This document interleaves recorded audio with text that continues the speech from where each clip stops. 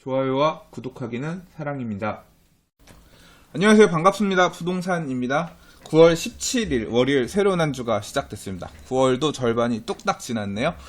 자, 이번 주 얘기를 잠깐 하면 9월 17일 매월 2일하고 17일은 네이버 카페 통계가 나오는 날인데요. 이번에 부동산 스터디 카페 통계는 역대 최고치를 찍었습니다. 아무래도 9월달 상승장, 8월 말 지난 텀에도 엄청나게 올랐는데 이번 9월 1일부터 15일까지도 트래픽들이 계속 많았거든요. 그래서 역대 최고치를 찍어서 네이버 전체 카페 한 1000만 개 되나요? 중에 10등을 했어요. 어마어마하게 사람들이 부동산 시장에 관심을 많이 갖고 봤다. 그 이유 중에 하나는 9.13 부동산 대책, 8.27 부동산 대책 때도 사람이 많았지만 지난주에 있었던 9.13 부동산 대책 이후에 이제 그것 때문에도 사실 사람들이 많이 관심 갖고 봤죠. 그 이후에 대책 나오고 나서 조금 트래픽이 빠지는 모양새인 것 같긴 합니다. 자, 올 가을 시장 어떻게 될까요? 계속 사람들의 관심이 이어질지 어쩔지는 부동산 스터디 카페 트래픽으로도 좀 하도록 할 거고요. 그리고 시장 분위기들, 돌아가는 내용들 이런 것들 역시 또 부동산 TV에서 같이 얘기해 보도록 하겠습니다. 자, 오늘 부동산 뉴스는 짧게 읽을게요. 짧게 몇 가지만 대충 읽어보고 오늘은 좀 쉬엄쉬엄 가도록 하겠습니다. 좋아요와 구독하기는 사랑입니다. 자, 첫 번째 뉴스입니다. 9.13 대책 휩쓸고 간 비강남권 아직은 잠잠하다라고 해서 현장 분위기의 목소리를 담은 기사가 나왔습니다. 영등포구 A 공인중개사 관계자는 투기를 막아버린 건 잘한 것 같다. 그동안 호가만 너무 높게 부르면서 비정상적으로 집값이 너무 많이 올랐는데 나중에 다시 오를진 몰라도 일단 당분간은 잠잠을 듯 싶어요 라고 하고, 동대문구 같은 경우는 일단은 조금 지켜봐야 될 것 같은데 일단 당장은 좀 조용한 것 같다 라고 얘기를 하고 있고요. 제가 느끼는 시장 분위기도 크게 다르지 않는 것 같습니다. 모르겠어요. 지역마다 조금 다른 지역도 있을지 모르겠지만 서울 주변에 제가 아는 부동산 사장님들 얘기해보면 전체적으로 좀 조용한 듯한 그런 느낌인 것 같습니다. 사람들이 아무래도 살짝 이제 좀 한풀 꺾인 느낌이 없잖아 있는 것 같아요. 좀 강력한 대책이 나오고 나서는 눈치를 좀 보는 거죠. 부동산 스터디 카페의 트래픽도 당일날 850만 막 이렇게 넘게 850만 가까이 엄청나게 많은 트래픽 대책 나오던 날 있었지만 이후에는 어제 일요일 같은 경우도 지난 전주 일요일에 비해서 소폭 트래픽이 감소한 모양새를 보였고 사람들의 심리가 살짝 이제 조금 소강 상태 가는 모습 보이는 것 같아요. 생각해보면 작년 8.2 부동산 대책 나오고 나서도 이제 끝났다라든가 좀 분위기가 막 올라가던 시절하고는 좀 다른 모양새가 보였죠. 아무래도 대책의 영향이 없다고는 할 수 없을 것 같아요. 8.27 대책이 나오고 나서 별거 없네 막 이러면서 사람들 막 대책이 별거 아니다라고 얘기했을 때하고는 완전 사뭇 다른 분위기죠. 그도 그럴 것이 8.27 대책은 사실 대책이라고 할 수 있는 내용이 아니라 그냥 집값들이 많이 오른 지역들이 있기 때문에 투기 지역 또는 투기가해지구 또는 조정 대상 지역을 확대 지정하는 정도고 앞으로 공급도 하려고 합니다 정도를 간략하게 발표한 내용이었기 때문에 사실 제대로 된 대책이라고 하긴 그렇고, 이번에 9.13 대책이 금융 쪽에서의 좀 이제 다시 좀 더 의지를 보인 대책이었다라고 하면, 한편으로 9월 21일 날 국토부발 이제 추가 대책이 있을 예정이기 때문에 사실 그 내용에서 굉장히 많은 규제들이 저는 좀 추가가 되지 않을까 생각을 합니다.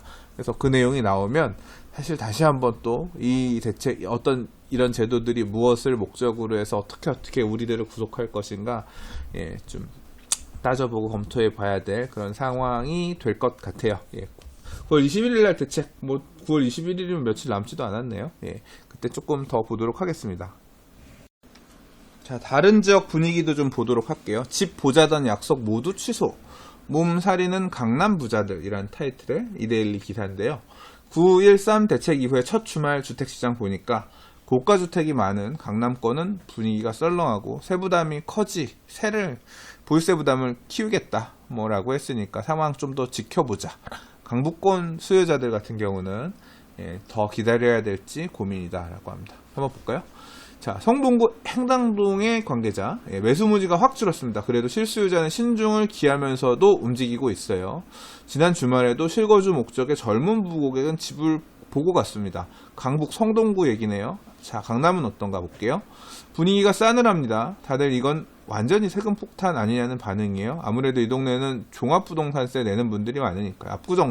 압구정동 같은 경우는 당장 증세하겠다, 보유세 증세하겠다라는 내용들이 한 채만 갖고 있어도 세금이 많이 늘어날 게 눈에 빤히 보이니까 좀 부담스러워하는 모양새인가 봐요. 자, 부동산 114에 따르면 이쪽 자료를 가지고 아파트 매매 가격 움직인 걸 보면 서울 아파트 전체가 0.51% 정도 올랐는데 상승폭은 이전 주에 비해서는 조금 줄어든 수치라고 합니다. 대략 보면 상계동 일대 주공아파트 소형 면적들 위주로 중심 가격이 이제 아파트 가격들이 올랐고, 서대문구도 저가 아파트 중심으로 갭매우기가 지속됐고, 성북구 등도 매수세가 이어졌다. 그러니까 이번에 대책이 고가주택이나 다주택자들을 타깃으로 하고 있어서 조금 아무래도 저가주택들, 상대적으로 보유세 상승분이 적은 지역들 같은 경우는 그렇게 영향을 안 끼치는 것 같다라는 뉘앙스네요. 주택시장이 잠깐은 주춤하겠지만 매도자 우위 구도는 바뀔 것 같지 않다라고 노원구 상계동에 있는 부동산 사장님이 얘기했다고 합니다. 그러니까 강북 쪽들 같은 경우는 결국 이 보유세 올리고 하는 게 우리 동네 얘기랑은 별로 상관없는 얘기인 것 같아요. 그러니까 그냥 좀 그런 뉘앙스고요. 대신 종부세 대상 고가주택이 많이 몰려있는 강남권은 분위기가 사뭇 다르다고 합니다. 압구정동 현대아파트를 주로 중개하는 A 공인중개사 관계자는 주말에 집 보러 오겠다는 예약이 2건 있었는데 모두 취소됐다. 꼬마 빌딩 보겠다고 지방에서 올라오겠다고 했던 고객도 상황을 좀 지켜보자며 예약을 취소했다라고 합니다. 그리고 강남구 개포동의 S공인중개사 관계자도 대출 규제 강화로 이제는 현금을 동원하지 않고는 집을 사기가 어려워졌기 때문에 집을 팔아야 할 사람들마저 곤란해졌다. 그러니까 거래 경색은 어쩔 수가 없을 것 같아요. 이번 부동산 대책이 유주택자들이 주택을 구입하는 데 있어서 금융 부분 또는 이제 세금 부분까지 딱 틀어 막았기 때문에 교체 수요까지도 굉장히 제한될 거예요. 1주택자가 내 집을 팔고 새로 사는 이런 부분도 되게 좀 일시적인 자금 유입이라든가 양도소득세 피하기 위해서 한시적 1세대 2주택에 따라 매도하는 것도 줄고 그렇기 때문에 부담들이 줄어서 일단 거래 자체를 무조건 거래량을 줄이게끔 하는데, 그러니까 뭐 의도한 바는 원래 유주택자 집을 더 사는 걸 막는 게 의도한 바였겠지만 그렇게 그걸 막기 위해서 적용한 규제에 따라서 거래 경색, 부동산 거래량은 급감하는 그런 모양새, 지금보다 더 줄어드는 모양새가 될 수 없겠다라는 생각도 드네요. 자, 집값이 하락 전환할 수 있다는 전망도 있다고 합니다. 왜냐하면 이제 결국 수요 억제가 효과를 발휘하는 부분에 대해서 짚으신 것 같아요.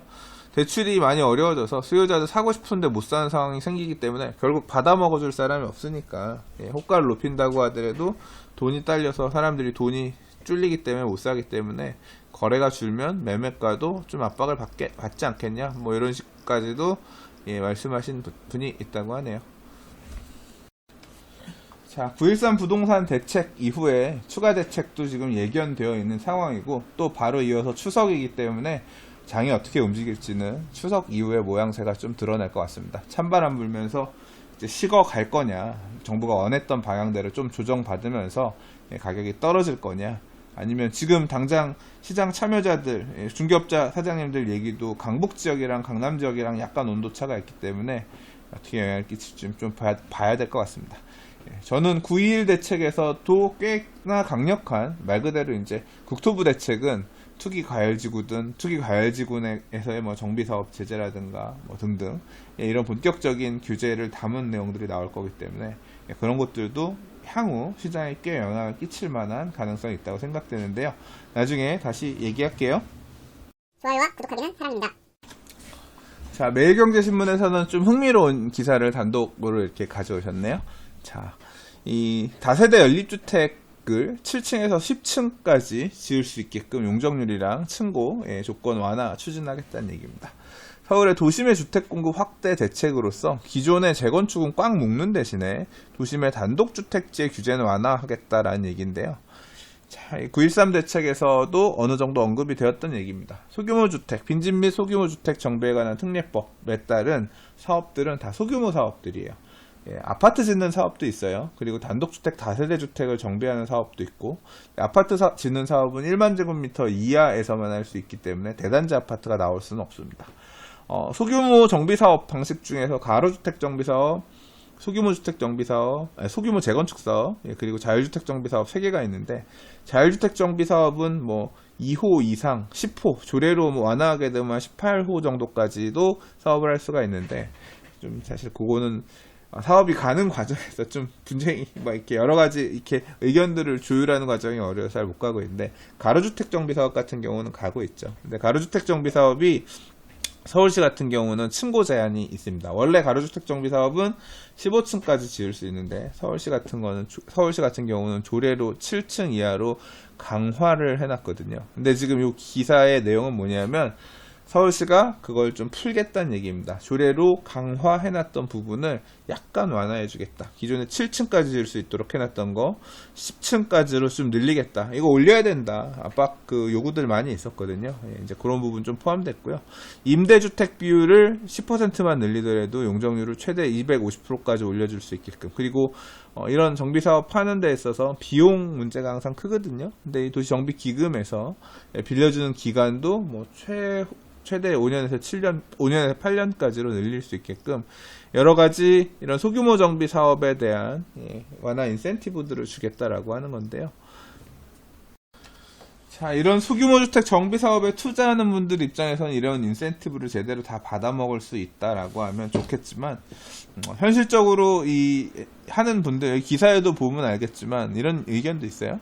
일조권, 사선 제한에 걸려 기존 용적률 층수도 다 못 찾아먹는데 용적률 층수 올려주면 뭐합니까? 이러니 탁상행정 소리 듣지요 라고 하는데, 뭐 이런 의견도 있어요. 실제로 이 가로주택 정비 사업이나 아니면 기존에 있는 자율주택 정비 사업 같은 경우 저도 좀 공부를 해보니까 실무에서 이제 겪어 나가면서 이 집을 만들어 짓기 위해서는 굉장히 만만치 않구나. 이게 그렇게 쉬운 사업이 아니구나. 그런 걸 좀 느끼겠더라고요. 좀 더 대대적으로 이런 주택 공급을 활성화하려고 하면 좀 더 일이 되는 모양새대로 여러 가지 좀 서포트가 되지 않겠냐, 그런 의견도 있고요. 근데 이제 사실 저도 이제 강의하면서 가끔 얘기를 하기도 하고, 제가 이제까지 늘 하던 얘기입니다만, 정부가 어쨌거나 도심지내 주택 공급 활성화하겠다고 이런 식으로 소규모 주택 정비 사업 활성화하겠다라고 하고, 재건축 같은 경우는 억제하고, 기존 재건축 꽉 묶는 대신에 이런 소규모 정비 사업만 활성화하겠다라고 하는데, 항상 제가 말씀드리지만 이거는 진단하고 처방이 좀 따로 노는 거다. 이해가 안 되는 부분이다라는 거죠. 지금 집값이 이런 도심지 내에 있는 소규모 주택들, 빌라 다세대, 뭐 나홀로 아파트 이런 애가 지금 집값이 미친 듯이 폭등해서 문제인 건 아닌 거잖아요. 기존의 새 아파트들, 입지가 좋은 지역에 있는 새 아파트들, 인기 아파트들, 이런 애들이 가격을 상승세를 이끌면서 치고 올라가는 게 문제인 거지. 지금 서울 안에 있는 빌라 다세대들, 나홀로 아파트들이 가격이 폭등하는 게 지금 시장의 문제는 아닌 거잖아요. 그래서 뭐 이게 대안이 될 수도 있긴 하겠지만, 얼마나 공급책으로서의 역할을 할 수 있겠냐, 계속 의문이 남죠. 한편으로는 이제 서울시가 이제 9월 21일 날 발표한다 그랬는데, 21일이면 진짜 4일밖에 안 남았는데, 공급책 관련해서 발표할 때 공급 모델들 이제 내놓겠다라고 했는데, 주로 이제 철도 기지들, 유휴부지들 이런 쪽에다가 임대 아파트 중심으로, 이게 철도용지나 이런 데는 아파트를 지어서 분양하면 되게 곤란해요. 왜냐하면 땅 소유권 자체가 공공에 있고 그 위에 일종의 지상권을 활용해서 집 짓는 거기 때문에 소유권 이전하는 형태의 주택 짓기는 되게 애매할 거고요. 철도용지를 깔고 있는 아파트니까.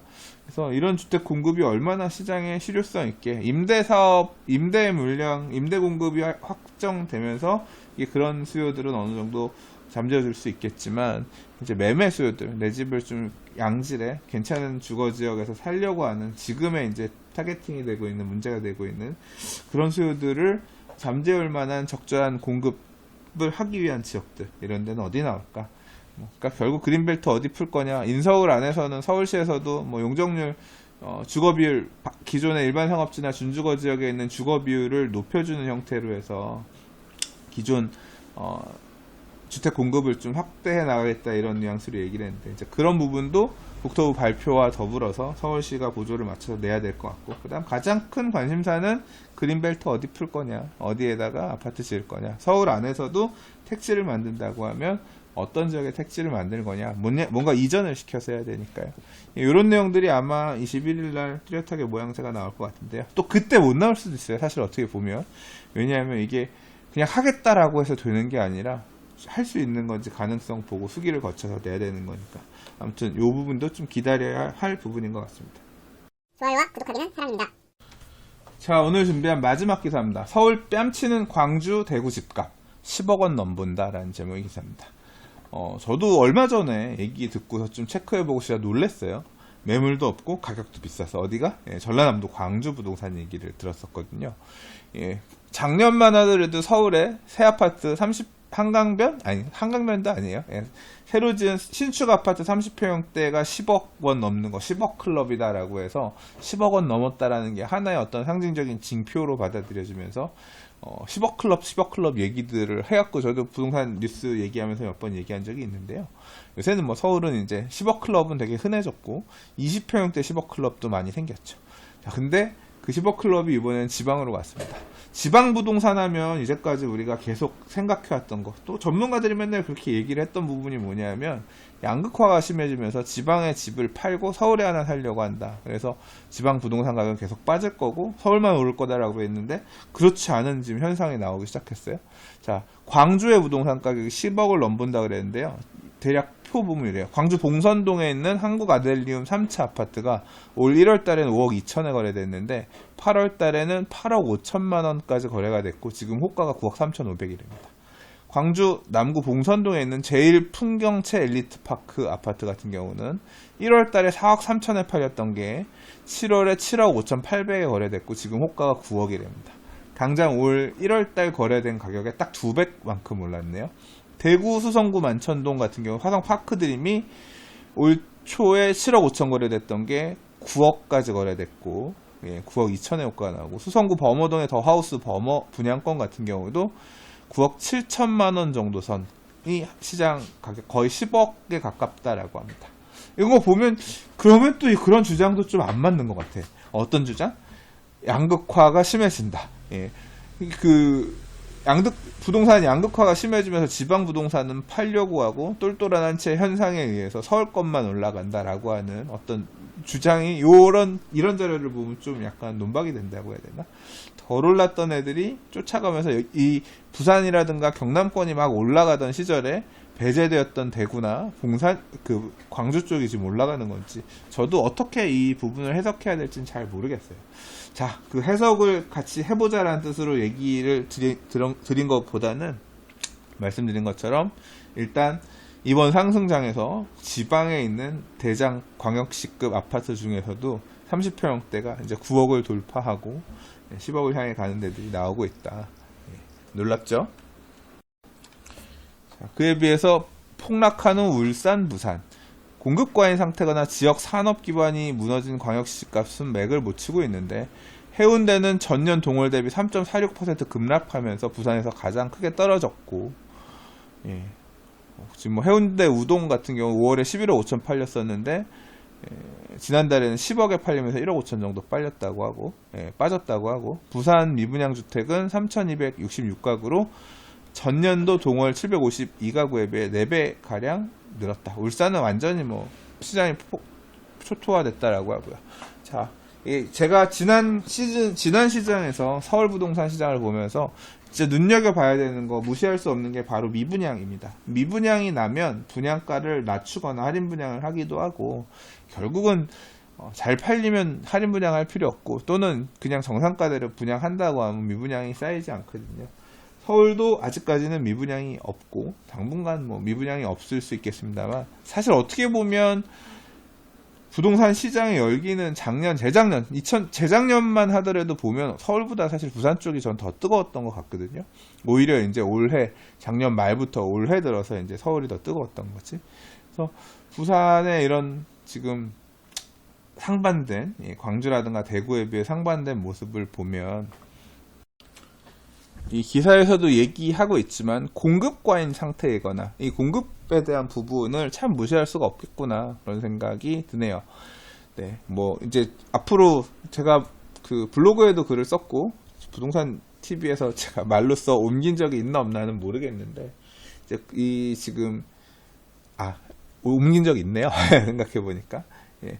지금 공급에 대한 공급 대책들이 되게 많이 나올 거고 부산도 지금 올 하반기에 지금 재개발 일반 분양 물량들 많이 있잖아요. 생각해 보니까 공교롭게 오늘 저한테 전화 주셨던 오래 알고 지낸 지인분도 해운대 우동 재개발 구역을 갖고 있다고 하시더라고요. 예. 네. 그런 이제 재개발 물량들이 막바지 가면서 앞으로 계속 쏟아져 나올 건데 이미 과공급되어 있는 상태에서 가격이 조정받기 시작한 상태에서 이런 정비사업은 참 어렵거든요. 서울도 지금 정비사업 물량들이 막바지 향해 단계에 가고 있는 데들 많이 있는데 이제 이들 물량이랑 앞으로 이제 지금 조만간 발표할 이 서울 주변의 이 주택 공급 물량들이 같이 쏟아지게 되는 앞으로 몇 년 뒤의 부동산 상황, 시장 상황은 어떻게 될까? 벌써부터 머리가 아프다. 그러네요. 네. 자, 아무튼, 지방이라고 해서 다 죽어 있는 건 아니고, 이 지방 안에서도 수급에 따라서 이렇게 지금 뜨거운 데들은 서울처럼 마찬가지로 뜨겁다, 양극화되고 있다. 이런 흐름 같이 한번 짚어보고 싶어서 기사를 꼽아봤습니다. 좋아요와 구독하기는 사랑입니다. 자, 오늘 준비한 뉴스는 여기까지입니다. 오늘 뭐 짧게 읽는다 그랬는데 구구절절 이것저것 얘기하느라 조금 늘어진 것 같습니다. 예, 들어주셔서 감사하고요. 내일은 원래 부동산 별별 수다 녹화하는 날인데 조금 일이 있어서 아마 이번 주 목요일 날 녹화할 것 같아요. 그래서 내일은 그냥 부동산 뉴스로 다시 인사드리도록 할게요. 자, 내일 또 뵙도록 하겠습니다. 도움이 되셨다면 좋아요와 구독하기 부탁드릴게요. 감사합니다. 부동산이었습니다.